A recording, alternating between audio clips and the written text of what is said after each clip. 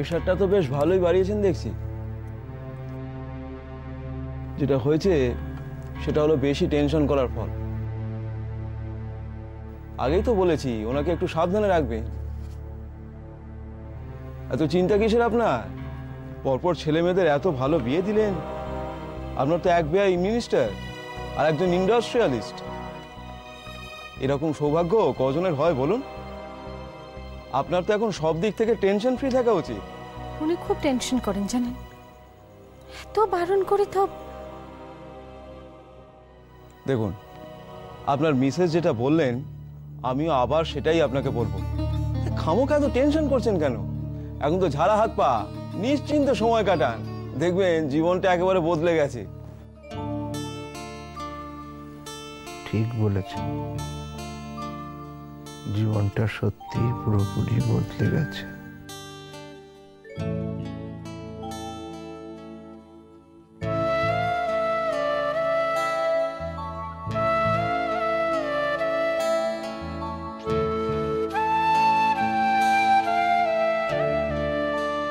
তোমায় নিশ্চয়ই আগে থেকে কেউ ইনফর্ম করেনি যে দাদা ভাইয়ের একটা বোনও আছে?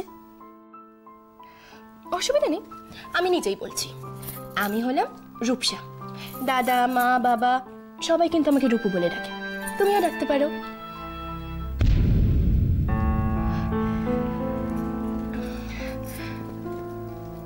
মায়ের অ্যাটিটিউডে তোমার একটু খারাপ লেগেছে তাই না? আসলে কি বলতো, মায়ের অভিমানের জায়গাটা একেবারে অন্য। আগের থেকে কেউ মাকে ইনফর্মই করেনি যে বিয়েটা হচ্ছে। খুব দুঃখ পেয়েছে মা।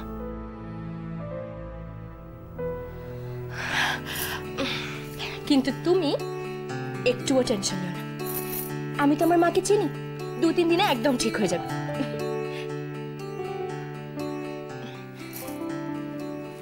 এই যে বৌমনি, আমি কিন্তু তোমার কথা যা যা শুনেছি সব কিন্তু মায়ের মুখ থেকেই শুনেছি, আর মা তোমার খুব প্রশংসা করেছে। কিন্তু এখন আমার তোমায় দেখে মনে হচ্ছে যে মা যা যা বলেছে তুমি তার থেকে অনেক অনেক অনেক বেশি সুন্দর। আরে বাবা, সত্যি বলছি আমি কিন্তু একদম তোমার মন ভালো করার জন্য বলছি না, সত্যি বলছি, বিশ্বাস করো। আর আর এখন থেকে এটা হলো তোমার, না না না, এটা হলো তোমাদের ঘর, ঠিক আছে? আর আর আমি না খুব একটা বেশি সময় পাইনি, বুঝলে তো, তাই আমি খুব একটা ভালো করে ঘরটাকে সাজাতে পারিনি।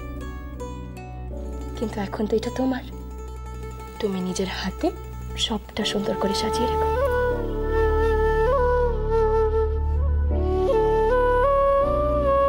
কি ব্যাপার বলো তো, তখন থেকে চুপ করে বসে আছো? ওঠো ওঠো না, এসো আমার সাথে, এসো। দেখো, এটা হচ্ছে দাদার ওয়ার্ড্রব, ঠিক আছে? আর এখন থেকে এটা তোমার ওয়ার্ড্রব, তুমি তোমার সব জিনিস এখানে সুন্দর করে গুছিয়ে রেখো, বুঝলে তো? দেখো অনেক জায়গা আছে, কোনো প্রবলেম হবে না। দেখো,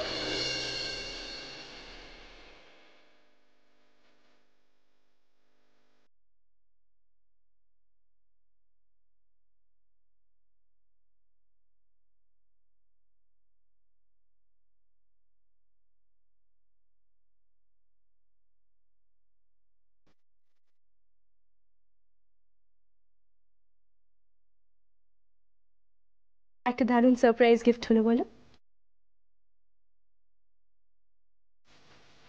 আমার দাদা ভাইটা না ঠিক এরকম, ওর জায়গায় অন্য কেউ থাকলে দেখতে সারাটা ঘর শুধু তোমার ছবি দিয়ে সাজিয়ে রাখতো, কিন্তু ও তো এসব করবে না, নিজের ওয়ার্ড্রবের ভেতরের পাল্লায় তোমার সব করে ছবি রাখবে। পাগল, ওর পক্ষে এসব সম্ভব, জানো তো?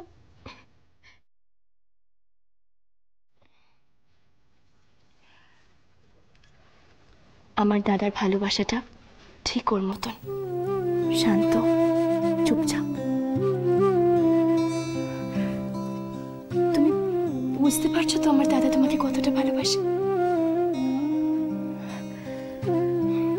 আর আর আমার বড় না ঠিক এরকম, আমাকে ছাড়া একটা সেকেন্ডও থাকতে পারে না। ও তো আমার অভ্যেসই খারাপ করে দিয়েছে। মানে ওর সাথে থেকে থেকে আমার অভ্যেসটাই খারাপ হয়ে গেছে। এখন দেখো, এই যে আমি লাফাতে লাফাতে তোমাদের কাছে এলাম, আমি এখন খুব রিগ্রেট করছি, জানো তো। মানে ও যদি থাকতো কত মজা করতাম একসাথে। খুব মিস করছি আমি ওকে, খুব মিস করছি। আর দেখো, কিছুদিন পরে তোমার কন্ডিশনটা ঠিক এরকমই হবে।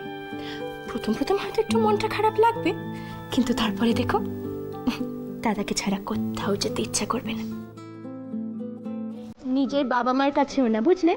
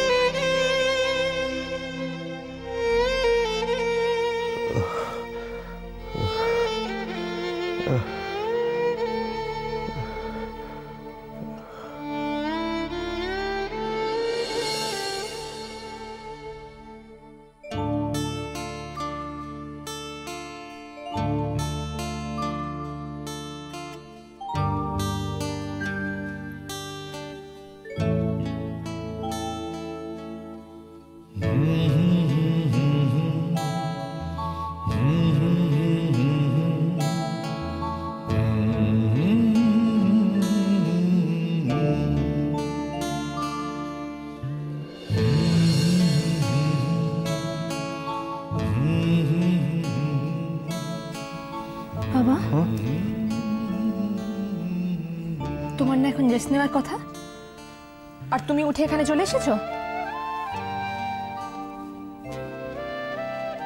কি ভেবেছো? হ্যাঁ, দিভাই নেই বলে তুমি যা খুশি তাই করবে? আমি তো আছি। নাও ওষুধটা খাও। ধরো।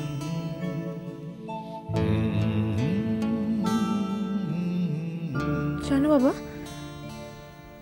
দিভাই যাওয়ার আগে আমাকে বলে গেছে তোমাকে ঠিক ঠিক সময় মতো ওষুধ দিতে যেন আমার একটু ভুল না হয়। আর তুমি যদি এখন আমার কথা না শোনো, তাহলে তোমার দিভাইয়ের কাছ থেকে কথা শুনতে হবে। কুকুর, কুকুর এত কিছুর মধ্যেও তোকে? হ্যাঁ হ্যাঁ বলেছে, আমাকে বলেছে, আমাকে সব বলে দিয়ে গেছে দিভাই, সব। আর বলেছে যে এখনো থাকছে না, তাই তোমার সব দায়িত্ব আমার। তুই ঠিক মতো খেলে কিনা, ঘুমোলে কিনা, সব দিকে নজর রাখতে বলেছে আমাকে, সব দিকে।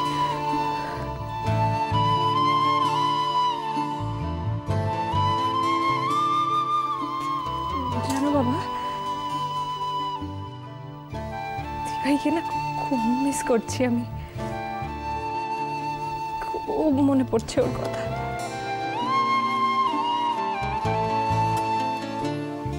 এই বিছানাটাতে আমাকে একা একা শুতে হবে,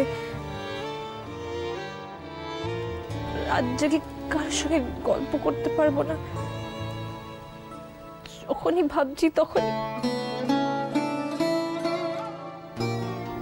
বাবা,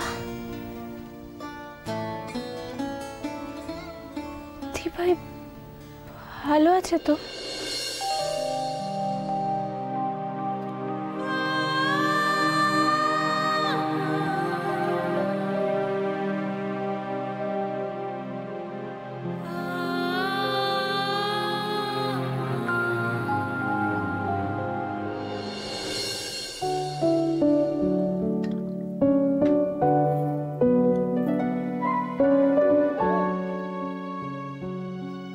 কোথায় যাচ্ছিস তুই? ঘরে। কেন? ঘরে? দাদা, ওই ঘরে আজ তোর নো এন্ট্রি। এত অবাক হচ্ছিস কেন রে? তুই জানিস না আজ তো কাল রাত্রি, আর কাল রাত্রির দিনে রাতে বর আর বউয়ের দেখা করতে নেই শোনা। ও, কিন্তু আমাকে তো যেতে হবে ঘরে, আমার তো কিছু কাজ আছে। জানি, আমি খুব ভালো করে জানি তোর কি দরকার আছে, কিন্তু না দাদা ভাই, দরকার থাকলেও আজকে আমি নিয়মটা ভেঙে তোর সাথে বৌমনির দেখা করাতে পারবো না শোনা, সরি। দেখ রূপু, ওরকম কোনো ব্যাপার না আমার। না হলেও ওই ঘরে আজ তোর ঢোকাটা নিষেধ। এটা কি ভালো হচ্ছে?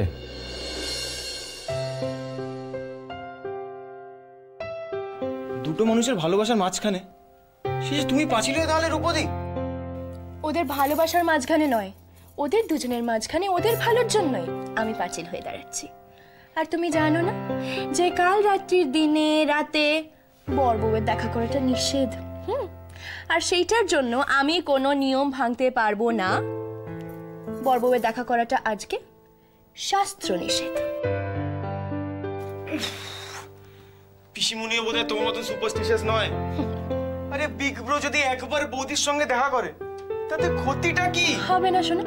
ওরে বাবা, আমি কারোর সাথে দেখা করতে যাচ্ছি না। আমার কতগুলো না না, তোর হয়তো আমি বলছি, প্লিজ প্লিজ একবার একবার দাদার মুখের দিকে তাকিয়ে, অন্তত আমার মুখের দিকে তাকিয়ে। না, হবে না, আমি নিয়ম ভাঙবো না। প্লিজ প্লিজ, আমি তো পায়ে পড়ছি, তোর হাত ধরছি, ছাড়। Please please please. না না না না। আচ্ছা প্লিজ, এবার নাটকগুলো বন্ধ হোক। আমার কতগুলো দরকারি জিনিস আনার ছিল, তুই পরে এনে দিস, তাহলে হবে।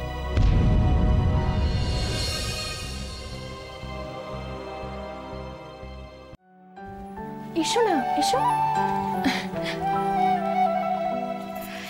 এটা হলো আমাদের ডাইনিং স্পেস। আসলে মা ঘর গোছাতে খুব পছন্দ করে, তো এই সবটা মা নিজের হাতেই গুছিয়েছে।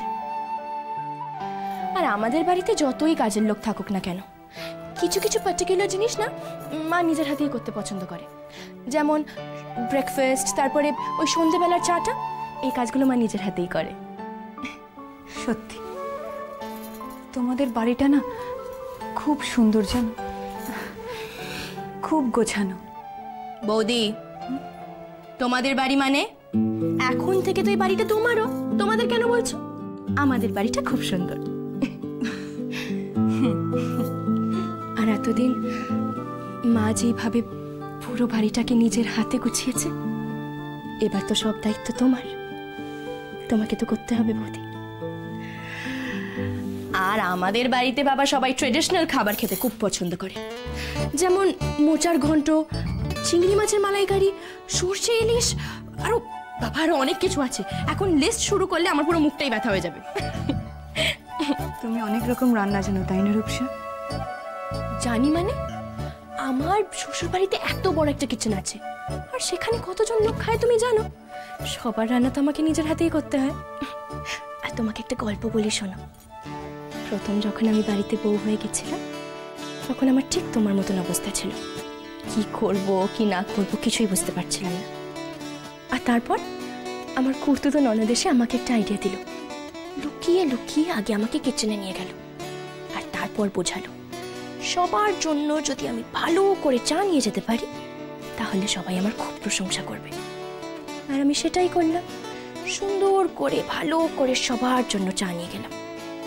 আর তারপর নতুন বউয়ের কি প্রশংসা। আর এখন তো আমার শ্বশুরমশাই আমার হাতে চা ছাড়া খান না। আসলে বাড়িতে এই সময় রোজই কিছু না কিছু কাজ করতাম, এখন একা বসে থাকতে কেমন একটা লাগছে জানো। ন্যাচারালি। আচ্ছা, আমি তাই তো তোমাকে এখানে আনলাম।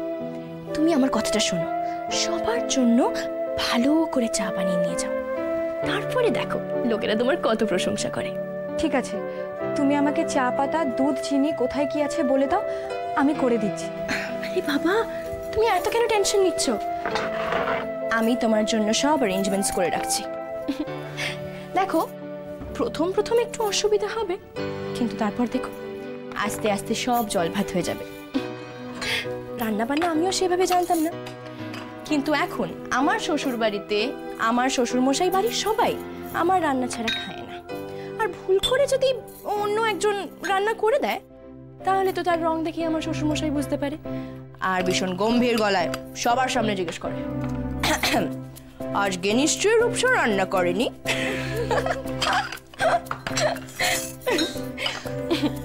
আর সত্যি, আমি যে এখন এখানে এসেছি, সবার যে ওখানে কি অসুবিধা হচ্ছে কি বলবো তোমায়। জানো তো রূপসা, আমিও না মাকে অল্প স্বল্প রান্নাঘরে হেল্প করেছি, কিন্তু তোমার মতন রান্না তো আমিও পারবো না। তুমি এত টেনশন কেন করছো বলো তো? কয়েকদিন শুধু আমার মার ট্রেনিং এর আন্ডারে থাকো না, তারপরে দেখবে তুমিও কত ভালো রান্না করবে। আর তারপরে তো দাদা ভাই তোমাকে আর ছাড়বে না, তোমাকে আর বাপের বাড়িতেও যেতে দেবে না।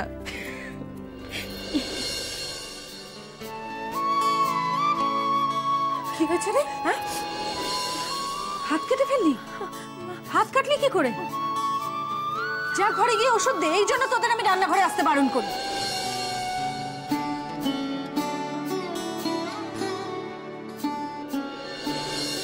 কি ভাবছো বৌদি?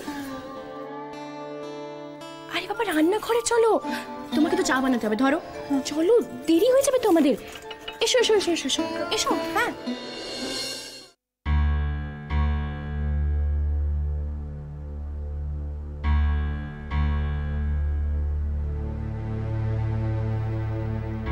কি ব্যাপার বলো তো? একদম চুপচাপ বসে আছো, কোনো কথাই বলছো না। কি বলবো? কেন আমি এইভাবে পায়চারি করছি, আমি কি ভাবছি সেটা তো জিজ্ঞেস করতে পারো। কি হবে জিজ্ঞাসা করে? তুমি কি ভেবে কি করো সেটা বোঝার মতন ক্ষমতা আমার এখনো হয়নি। আচ্ছা বিধি, এইভাবেই কি চলতে থাকবে? আমি জানি বিধি, আমি জানি তোমার খুব অভিমান হয়েছে, কিন্তু একবার ভেবে দেখো, ছেলে বউ নিয়ে বাড়িতে এসেছে, সে সারাদিন বাড়িতে টুকটুক টুকটুক করে ঘুরে বেড়াবে আর তুমি মুখ ভার করে বসে থাকবে। সেটা কি ভালো দেখাবে বিধি? আমার ভালো মন্দটাও তুমি আজকাল আমার চেয়ে বেশি বুঝছো। না, অনেকগুলো কথা তোমার সঙ্গে আলোচনা ছিল, কিন্তু যেরকম মুড নিয়ে আছো তাতে করে তবু তোমাকে তো কথাগুলো না বললেই নয়। দেখো, বিয়েটা তো যেরকমভাবে হয়েছে হয়েছে, এখন এই বিয়ের রিসেপশনটা এমনভাবে করতে চাই যাতে বিয়ের আনন্দটা পুষিয়ে যায়। না, তাড়াহুড়োর কিছু নেই, এখন সময় আছে, সময় হাতিয়ে নিয়ে গুছিয়ে টুচিয়ে তারপরে অ্যারেঞ্জ করলেই হলো। কি বলো? এটা কি তুমি আমার মতামত নিচ্ছ? রূপমের বিয়ের সময় তো তুমি নিজে যা ভালো বুঝেছিলে তাই করেছিলে, এখনো তাই করো। আমাকে জিজ্ঞেস করে কিছু করবার কোনো দরকার নেই।